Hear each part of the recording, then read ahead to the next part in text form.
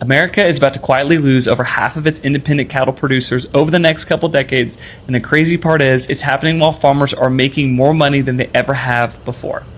Hi, my name is Henry. I've worked for the two largest meat producers in the world, as well as Walmart, the largest retailer in the world, and I also have a degree in agriculture, and I'm now a full-time farmer in Northwest Arkansas. I think there are some very real warning signs happening in the beef industry right now.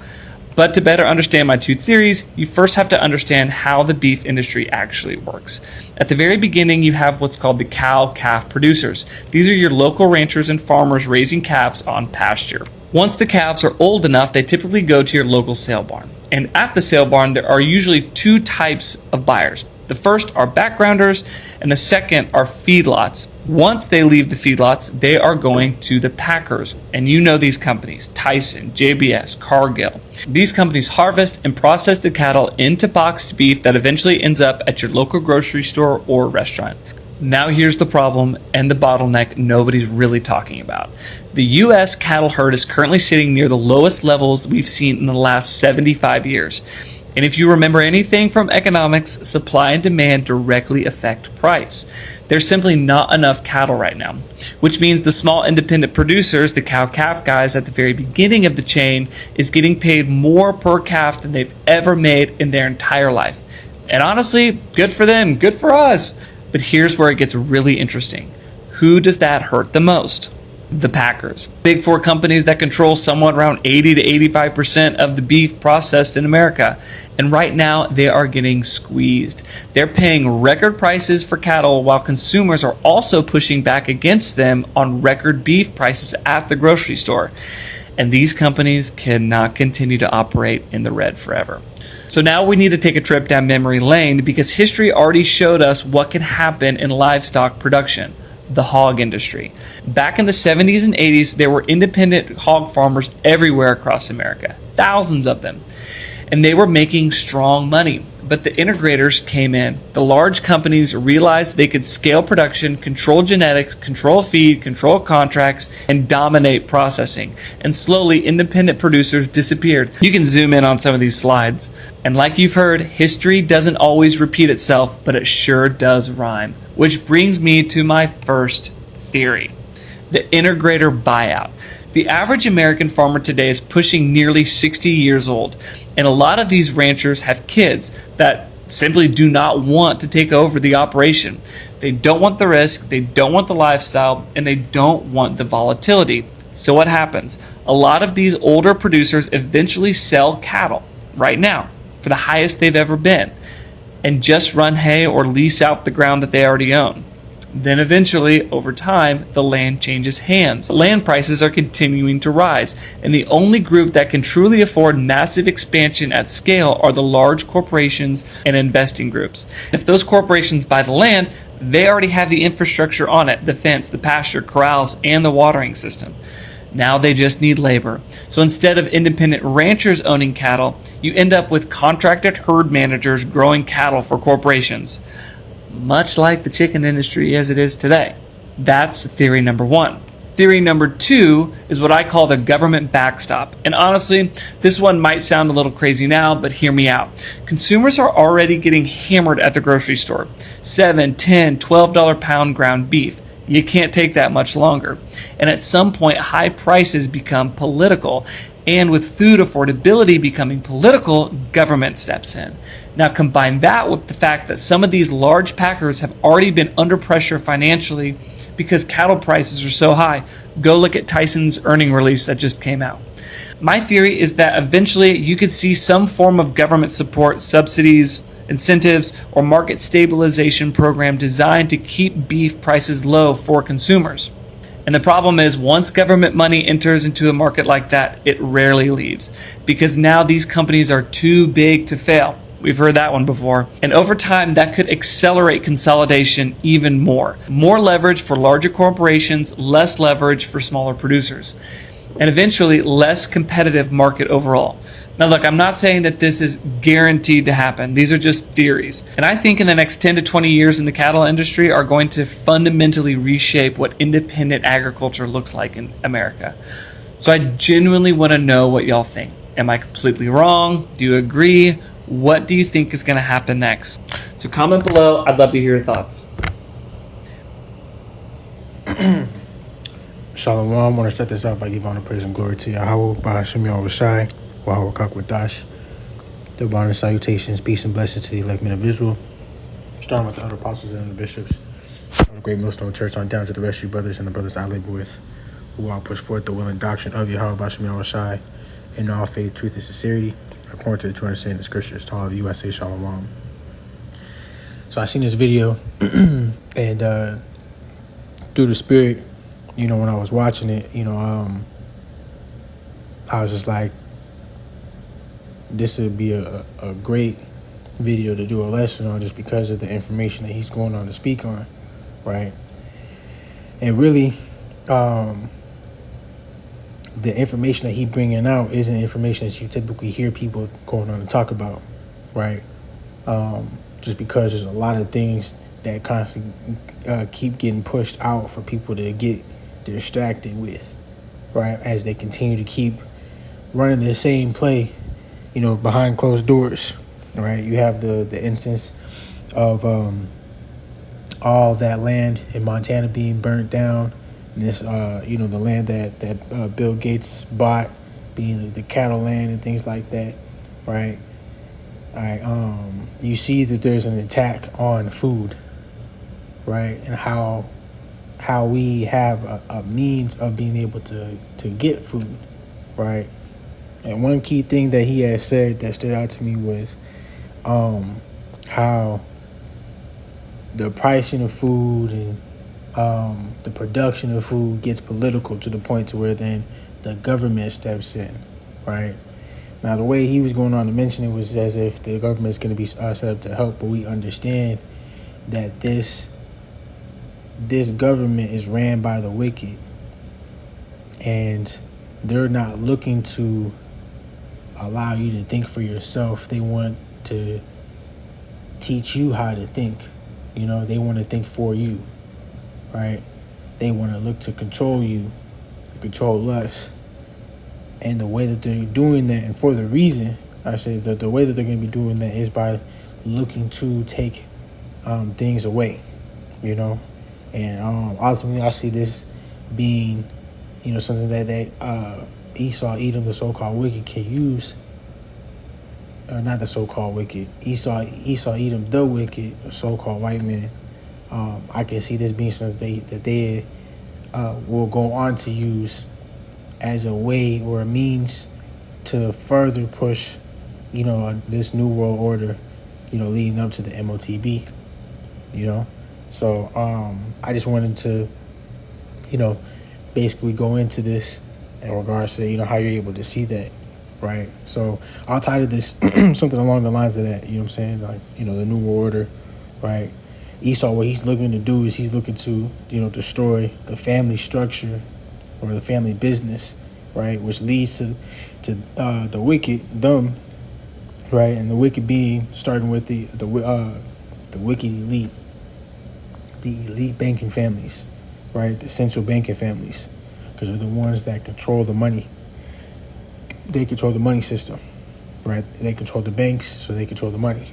And once you control the money, right, you're the one that's pulling all the strings, because that's how everybody is paid. That's how everybody gets resources and things, such and such. So that's what they control, right? And now, with them going on to destroy the family structure and the family business, that leads to that business and ultimately that family and how it's structured to be given to the wicked, right, to control. And with them being in control to where everybody has to go to them for these resources, that's what's going to lead to the MOTB, right? So simply, what that could look like, right, is with them pushing the idea to step away from family, right, the family business, as this guy went on to say, right, basically you have a lot of farmers where they have, kids and their families and things like that, where they don't want to continue the family business. Why? Right? The family structure and how it's set up and how it's meant to be set up, which is, you constantly giving back and feeding the family. You know, the income that you make, you know what I'm saying, you basically return it back into the family, so that way it's a constant cycle of building the family up. You know, this is something that Esau understands, right? It's the information that our people have lost due to a lack of knowledge. But with them doing that, that allows them to build up. So if they take that principle, you know, if they take this piece that, you know, allows the family to be structured, you know, to basically it being the legacy, if you will, of it, you know. But if they are looking to take, if they're looking to push the idea of stepping away from the family business, right, which will be like through false ideas of how you hear people say like the world is your oyster, you know, the world is your oyster, versus, or they say don't get stuck at home, right, get the job of your dreams, you know, go to college and, you know, get this specific degree. Right now, everybody's stepping away from the families and their family businesses that they had, right? And now, what that does, it makes it harder for these families. It makes it harder for these. It makes it harder for these family businesses to stay consistent within the family and building the family, right? And then what they do is they make it, they're making it harder for these families to buy and have resources, right, that they need to keep up with the supply and demand, right? And the way that they do that, you know what I'm saying, outside of them like targeting the inside of the house, because, you know, them pushing different ideas, you know what I'm saying, dropping different seeds, which ultimately this shit, you know, comes down to damn near having, you know what I'm saying, the phone, right? The phone is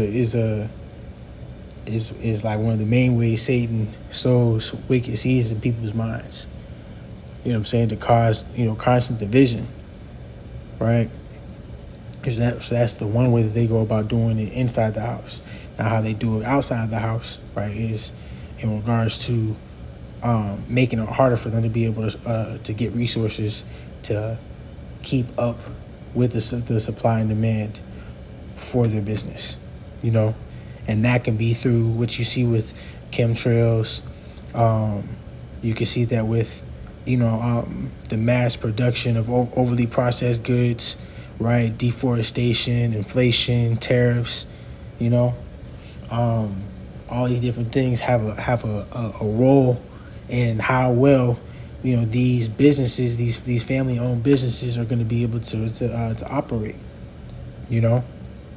So when they do these things, it makes it harder for the family to keep, you know, their legacy intact, right, through their family, you know, and it makes things harder to maintain, to where the family is divided and no one is looking to help nor keep the business going, to the point to where they end up selling to they end up selling their family business to these big corporations, right? And these big corporations, right, like Tyson, Cargill, whatever the other businesses that they went on to mention, but this can go for a slew of different things, right? Ultimately, the businesses that people rely on in regards to, you know, food and raiment, nourishment, you know what I'm saying, being able to have food on their plates, you know what I'm saying, to feed the bellies that be in their house, right? When they do that, when they sell it to these big corporations, which these big corporations are ran by the wicked elite, you know,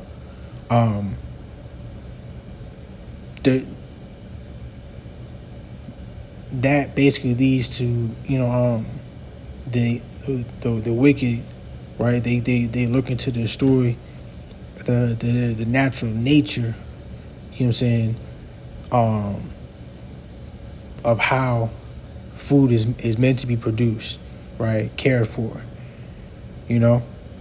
And the way that they do that is by making everything cheap, crappy, you know what I'm saying, overly processed, like I said, right? While selling it for more, right, to make a higher profit. So they constantly filling up, you know, they're constantly filling, their bags and constantly filling themselves up. You know what I'm saying? What's the word I'm looking for? They build up riches for themselves, while taking the livelihood of everybody else, the riches of everybody else, of others, you know. So once they go on to do that, right? Once they push for things, for once I'm sorry, once they push for these things to get to that point to where everything is being sold to them, to where now they're in complete control of these things, right? To where the point gets so bad to where no one can afford, the nourishment, you know what I'm saying, that they need through food, water, and etc. Right? Once it gets to that point of everything being so bad, to where nobody can afford these things, right? That's when they'll use this instance to force people into servitude, right? And that'll be through, the order of having them get the MOTB, So I'm gonna bring out that scripture, right? Revelation 13:18, right? It says, Revelation 13:16, and he causeth all, both small and great, rich and poor, free and bond, to receive a mark in their right hand or in their foreheads, right? And that he, when you read it, that he is the top international banking families, the central banking families, right? What you hear the elder apostles go on to say, like the elder apostle Bar, he had said, saying the shadow government, elder apostle Dahar, he said, the elders, right? All the men of great millstone, those that teach about the MOTB, they when they go on to mention who's the one that's trying to implement this, who's trying to bring this to bring this to pass, right? Bring this this means of operation, this wicked means of operation. It's the shadow government, right? Which shadow government goes back into controlling the mind, right? So these families, they're the ones that are pushing the New World Order. You know what I'm saying? This New World Order agenda, right? And it comes through, order out of chaos, simply, right? But the New World Order agenda is to have everybody chipped, and that's what this is. That's what this mark is. It's a microchip. With you having that, right now they're able to monitor everything about you, what you get, what you don't get. You know what I'm saying? And that could be for a slew of different things: food, water, money, house, clothes, whatever the case may be. Because now they have like everything within your vitals, everything within your body. They now in complete control of those things, right? And you see the forward progression of everything that's constantly leading towards that direction, right? Now, when you go into that word, let's see if we can get that word for Mark, right? It's a charagma. Slakia, right? Charagma, right? And it says a stamp, an imprinted mark, right?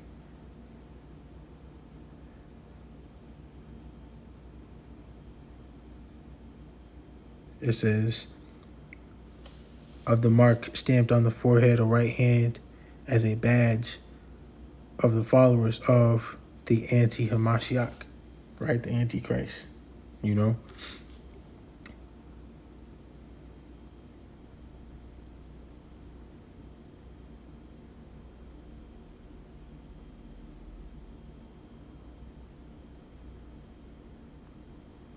And this mark,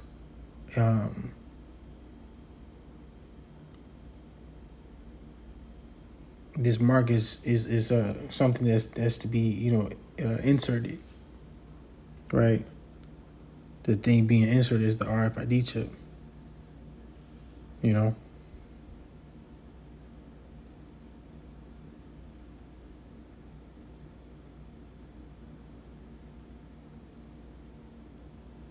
Yeah, kind of.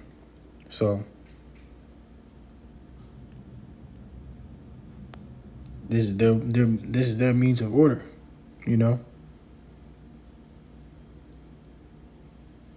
And this is with this being their means of order, you know. This is how they gonna bring about everybody being under one ruler, right? And the way that they bring forth this order is by putting people through turmoil, right? Distress, fear, you know, ultimately, you know, chaos, right? I'm gonna read verse 17, and then I'm gonna get that word for chaos too, because that's key. It says, and that no man might buy or sell save he that had the mark, or the name of the beast, or the number of his name. You see? So the only way that you're gonna be able to buy, sell, and have these things is if you have this mark. That shows that you're a slave, that you serve, and you only serving, right? This man over, right, the Most High.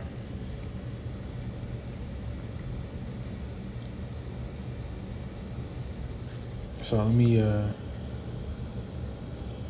get this word chaos real quick here.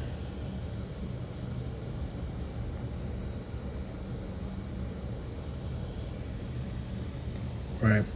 So chaos right here in the AI overview, it says chaos refers to a state of utter confusion, disorder, and complete unpredictability. You see, it says the term is used across several specialized disciplines, each with its own distinct definition, right? So it says in everyday language, it describes a breakdown of organization or system. It is synonymous with mayhem, right? Pandemonium and disarray. You see? And this is, with this being the means of putting people in, you know, quote unquote order, right? Is through order out of chaos, order ab chaos, you know? They produce wicked things that happen, things that put people in a state of utter confusion, right?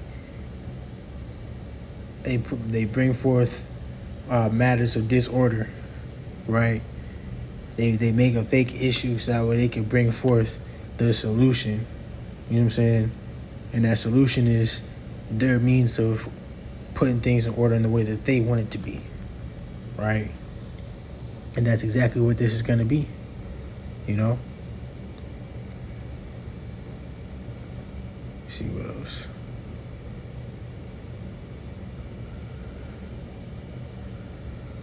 Let me see what I can do here. So when you look up that word, chaos right here, right? You got, I'm going to do this one first. It says complete disorder and confusion, right? Physics, the property of a complex system whose behavior is so unpredictable as to appear random. You see? So it ain't really, it isn't really unpredictable, right? It's just appearing as such through how it looks, right? It says owing to great sensitivity to small change in conditions. It says the formless matter supposed to have existed before the creation of the universe. Let me see.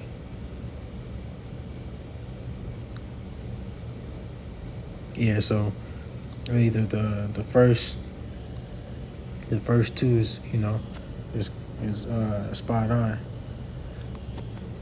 because this is how they do things, right? So this word chaos, you got synonyms here. You have disorder, disarray, disorganization, confusion, mayhem, right? Madness, havoc, turmoil, right? Disruption, uproar.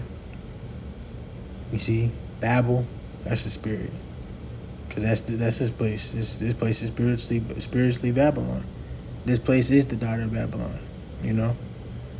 As the scriptures go on to talk about. It says all hell broken loose, a madhouse. You see? Yeah, that's crazy. So that's what they gonna do with a slew of different unrighteous decrees that they're gonna push forth on people, right? Grab that real quick. In Isaiah the 10th chapter, Isaiah 10:1, it says, "Woe unto them that decree unrighteous decrees, and that write grievousness which they have prescribed." You see? So this is like them writing grievousness, right, being something that they're setting up. It's like it's like how the definition of chaos went into that,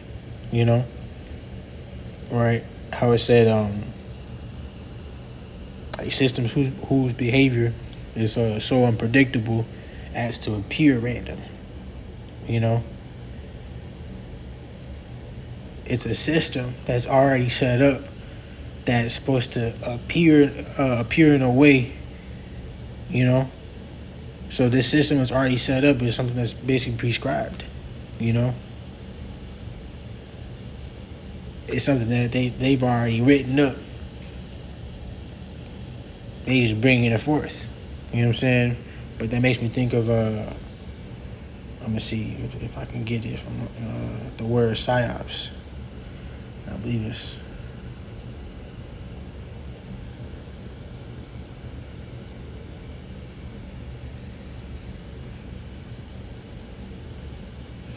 psyops. It says short for psychological operations, are coordinated non-lethal campaigns designed to influence the emotions, motives, reasoning, and behavior of a target audience. You see? And what are they looking to do? They're looking to put people in a state of fear. They're looking to put people in a state of, like, all the things they go on and produce. They produce all these things that makes people complacent through convenience, so much to the point to where they're constantly having to rely on the government, or constantly have to rely on. Ultimately, that's what it's gonna lead to. They're gonna have to rely on the wicked. They're looking to take away everybody's means of being able to take care of themselves, to where they have to go to the government, right? Because if they got everybody constantly coming to them, then they're in control of everybody. You see? So they're gonna push to influence people's emotions and their motives, right, and their behavior, right? The specific target audience, is directed at our people first, but for damn sure the rest of these nations, right? And the reason why they directed at our people first and foremost is because we're the Lord's chosen people, they're looking to constantly keep us down, because us being down and being at the bottom of the barrel, right, and us having nothing is how they constantly have everything. You know, they know as soon as things are flipped, where we have everything, they know they're not gonna have nothing, and that they're gonna have to go into slavery for all that they've done, because they continue to forward the affliction. You know, it says they use targeted information, misinformation, and digital engagement. That's digital engagement to shape public perception or weaken an adversary's morale, right? And that's like basically, you know, people that are in agreement with you, people that are for you. You know, when you look at like a campaign, right? When you look at when it's like election season, when they're looking to, you got all these people trying to run for president and stuff like that. Every other person is making a campaign that's slandering the other person that's running, their name and things like that. They're trying to weaken their adversary's morale, and that's constantly what they do with us, because we're their enemy. Esau, Edom, the wicked, they're our adversary, right? They're looking to constantly weaken our morale, right? Let's see what that word morale goes into, just to get it. It says the confidence, enthusiasm, and discipline of a person or a group at a particular time. Let's see. Confidence, self-confidence, self-esteem, spirit, right? Team spirit, state of mind, heart, optimism, hope. And that's heavy too.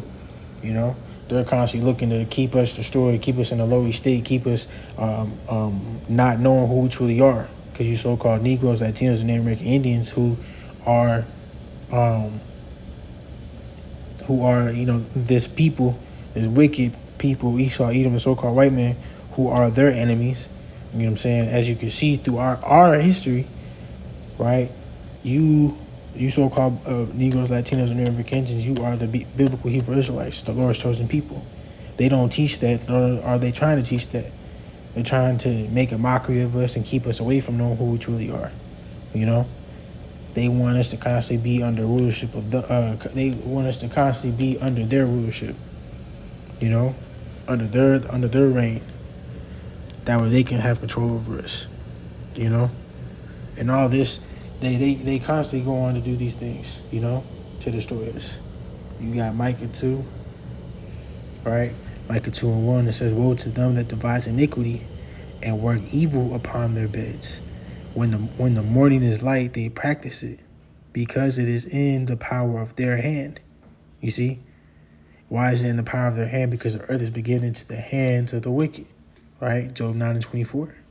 It says, verse 2, "And they covet fields and take them by violence." You see? "And houses, and take them away. So they oppress a man in his house, even a man in his heritage." And what does that sound like? Right? Their means of how they get, how they go on to divide, the inside of a house, the household, sowing strife, sowing division, sowing different ways of thinking, right? They bring forth demons to be put upon people, to where they constantly come against one another. That's the same shit that happened with the serpent and Eve in the garden, right? And there wasn't even no fucking phones at the time.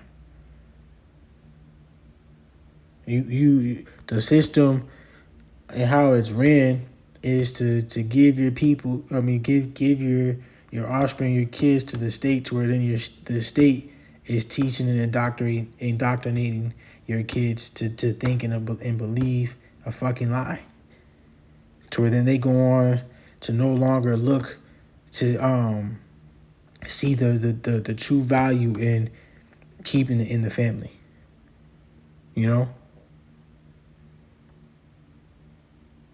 it's all for the purpose of them looking to break down and weaken everybody's spirits, weaken everybody's what's the word?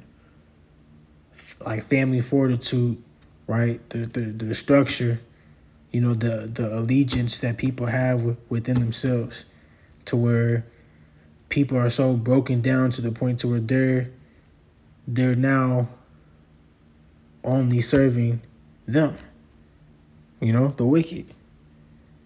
And they gonna push for it to where it gets to the point to where people basically sign their lives over, sign they soul over, you know. And with our people sign their salvation over. So now they gonna get destroyed right along with Esau Edom. So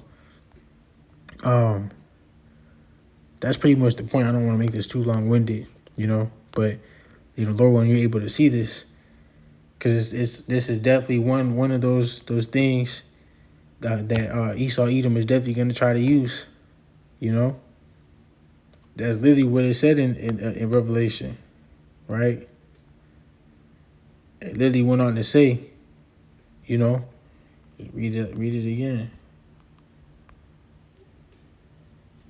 And he causeth all, both small and great, rich and poor, free and bond, you see, to receive a mark in their right hand or in their foreheads, and that no man might buy or sell. You see that? Buy or sell. You're not going to be able to buy the resources that you need to be able to take care of your family, nor are you going to be able to sell anything unless it's through him.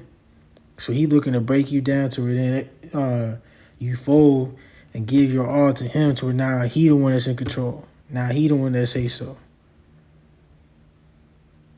And he looking to do it in a way to where it destroys you. He don't give a fuck about you. That's what's gonna be our people's, you know what I'm saying? That's what's gonna be our people's shame. Right? Isaiah 30:1, it says, woe to the rebellious children, saith the Lord, that take counsel but not of me, and that cover with the covering but not of my spirit, that they may add sin to sin. Right? You know that you ain't supposed to be serving no other gods, or you're not supposed to idolize, you know what I'm saying, man, idolize anybody, anything, you know what I'm saying? You worship the Most High, Yahweh, by Hashem Yahushua, in the name of Yahushua, right? His only begotten Son, who the world ignorantly calls Jesus Christ. All that's a fucking facade. They don't teach this Bible. People don't actually read this Bible. Only time you see most actually trying to read the Bible is when they trying to cut the truth. That's how you know it's just demons. Most don't ever go hard when for nothing else unless it's coming from the Hebrew Israelites. So you just know it's just demons. You know this shit's not real. But they do this because they want to believe a lie. They want to constantly stay in they wicked imaginations. Right? It says that walk to go down into Egypt and have not asked in my mouth, to strengthen themselves in the strength of Pharaoh. And the strength of Pharaoh is bullshit. It's not real. It ain't nothing to be compared to the strength of the Most High. You see? It says, and to trust in the shadow of Egypt. Therefore shall the strength of Pharaoh be your shame. That's the point. And the trust in the shadow of Egypt your confusion. You see? What was it that went into confusion again? Right? Chaos. Chaos refers to a state of utter confusion. So the strength of Pharaoh is what's going to be confusion. And that confusion is going to be a part of your shame. So don't be like the rest of these people to where they constantly putting their trust in this man, you know? Take this information and utilize it to where you able to stay ahead and recognize the moves they looking to do. You know? We put our trust in the Most High. We serve the Most High. He going to take care of us. And at the end of this, ultimately, right, they going to be caught up in their traps that they set for us. these people are going to be, you know what I'm saying, beaten to shivers. He that leadeth into captivity going to go into captivity, shall go into captivity. Revelation 13 and 10, you know? That's the patience and faith of the saints. Right? The Lord going to raise us up, Israel. So turn back to the Lord, understand who you truly are, and the blessings that are written to be given to our people. Right? This is how we live. Jake said they want to live. Jake would say they want to be happy. This is how you become happy. This is how you actually live. Through the Most High and His only begotten Son, Yahweh, Ba'ashem Yahushai. So I'm going to leave it there. Lord willing, has been edifying. With that, I'm going to give all honor, praise, and glory to Yahweh, Ba'ashem Yahushai, Wahawah Kakwadash. Till next time, Shalom.